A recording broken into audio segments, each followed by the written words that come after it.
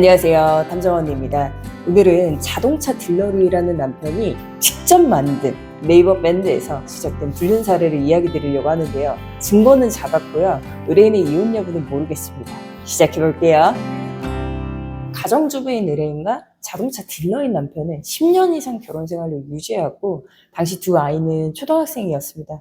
남편은 차량 판매를 위해 네이버 밴드를 직접 운영하며 일주일에 2번에서 3번가량 모임에 참석했고 항상 새벽에 귀가했습니다. 의뢰인은 이 상황들을 이해하려고 노력했지만 항상 새벽에 들어오는 남편이 이상했고 바람을 확신하게 된 건 아이들의 일이 아니면 점점 대화를 피하고 그렇게 좋아하던 부부관계도 안 하고요. 핸드폰을 수시로 뒤집거나 베개 아래에다 넣고 잤고요. 가장 이상한 건 고객 선물이라며 여성용 향수와 명품 클러치백이 차에 있었다고 합니다. 의뢰인은 밴드 구성원 중 한 명을 의심했고 저에게 도움을 요청했습니다. 의뢰는 일주일 정도 진행되었지만 3일로 줄여서 이야기해 볼게요. 첫째 날입니다. 남편은 출근 전 오늘 모임이 있다며 늦게 들어온다고 이야기를 했습니다. 이후 회사 퇴근 후 술집으로 향하더라고요. 그곳에서 2명의 여자를 만났는데 제가 여자 A와 B로 이야기해 볼게요. 여자 A, 밴드의 부리더고요. 남편에게 소개를 많이 해주는 사람이라고 합니다. 남편의 바로 옆자리에 앉았고요. 여자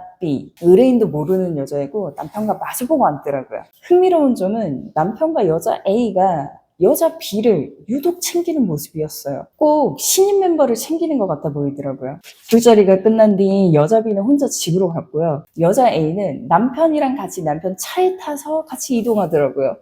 40분이나 넘게 이동한 곳은 어느 한 빌라촌이었고 골목길에서 1시간이나 정차를 하다가 여자가 내리더라고요. 뭔가 이상한 냄새가 나더라고요. 이후 남편 차는 바로 출발했고 저는 여자가 가는 길목만 확인했었습니다. 둘째 날입니다. 저는 어제 남편이 여자를 내려준 골목길에서 현장을 시작했습니다. 마침 바라봤던 길목에서 여자가 나와 지하철역으로 걸어가더라고요. 30분이나 넘게 전철을 타고 간 곳은 여자가 다니는 회사로 추정되었고 이후 점심시간에 한 번 더 확인해보니 여자는 유니폼을 입고 나왔고 다른 직원과 함께 밥을 먹으러 갔습니다. 유니폼에 적힌 회사 이름 때문에 여자의 근무지를 정확하게 확인할 수 있었습니다. 시간이 지나 퇴근 시간이 됐습니다. 남편은 여자의 회사 근처에 있는 지하철역 앞으로 이동해 여자를 태운 뒤 외곽으로 밥을 먹으러 갔습니다. 밥 먹을 때까지는 괜찮았는데 식당에서 나와 다시 차에 탈 때는 남편이 조수석 문을 직접 열어주더라고요. 좀 풋풋한 연인 냄새가 났습니다. 나중에 의뢰인한테 물어보니까 자기도 연애 때 그렇게 문이 계속 열어줬었대요. 이후 남편 차는 인근 호텔의 지하주차장으로 들어갔고 저는 의뢰인을 불러 제 차에서 같이 잠복을 시작했습니다. 그 호텔의 대실 시간은 3시간이었고요. 야놀자 앱을 통해서 확인했었습니다. 3시간이 지난 뒤 호텔 입구에서 남편과 여자가 같이 나왔습니다. 그날 한방이 강했는지 여자의 웃음소리가 지하주차장에 다 울릴 정도였어요. 거기다 팔짱도 끼고 나오길래 예쁘게 촬영했고 나오는 장면도 잘 찍었습니다. 차는 바로 호텔을 빠져나갔습니다. 남편은 첫째 날 데려다준 골목길에 여자를 내려주었고 저는 이때까지만 해도 여자의 집이 어딘지는 몰랐습니다. 마지막 날입니다. 저는 여자가 걸어 나올 수 있는 상황과 방향을 분석해 출근할 때 걸어오는 모습을 보고 집 건물을 찾았고요. 의뢰인은 남편과 나눈 카톡을 밤새 찾아내어 상간녀의 이름을 찾아주었습니다. 왜냐하면 상간녀가 남편에게 소개를 많이 해줬기 때문에 카톡을 확인하다가 여자 이름을 찾을 수 있게 되었고 저는 우편물과 분리수거 쓰레기를 통해 여자 집을 찾게 되었습니다. 퇴근 시간이 되어 여자가 집에 귀가하는 걸 확인해보니 그 집이 맞았고요. 여자는 부모님과 집에서 함께 나와 어떤 남성의 차를 타고 밖으로 나갔는데 그 남자는 한참 어려 보였고요.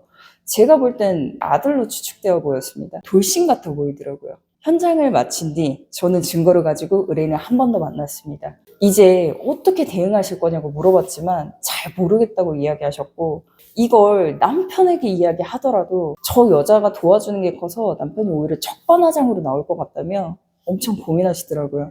아이들 때문에 이혼은 원치 않지만 모텔에서 다정하게 나왔던 모습 때문이라도 상간녀 소송은 하고 싶고 어떻게 대응해야 될지 모르겠다라고 하시더라고요. 이야기는 여기까지고요. 여러분들이 의뢰인이라면 어떻게 대응하면 좋을지 댓글 남겨주시면 좋을 것 같아요.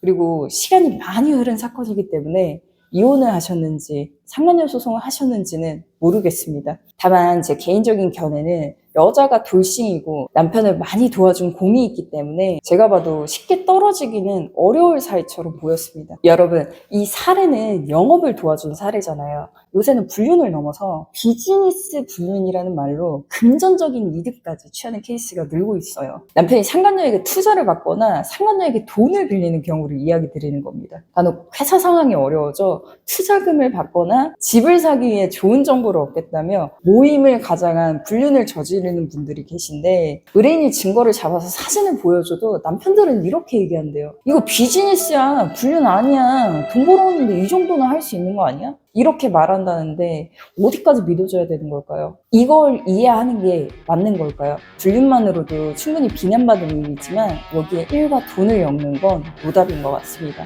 세상은 넓고 또라이는 많고 불륜 방법은 천차만별입니다. 오늘 또 다른 사례를 가져오겠습니다. 여러분 안녕.